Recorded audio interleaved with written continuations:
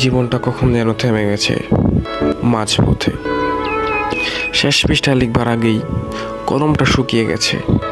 কত স্বপ্ন ছিল হাতে, কিছু ভাঙলো, কিছু ফসকে গেল সময়ের অঙ্গুলে।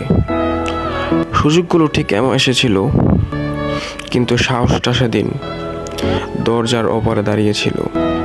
ভাবতাম আরও সময় আছে, অথচ সময়ই ছিল সবচেয়ে অধরা অতিথি। এখন পেছনে তাকিয়ে দেখি প্রতিটি কাল আজকের মতোই শেষ। নিঃশব্দে, কোনো বিদায় না জানিয়ে কিছু কাজ শুরু করিনি, এরকমভাবে কিছু ভালোবাসাও প্রকাশ করিনি বা বলিনি। আজ বুঝি অসম্পূর্ণতা মানে ব্যর্থতা নয়, বরং এক নিঃশব্দ কবিতা।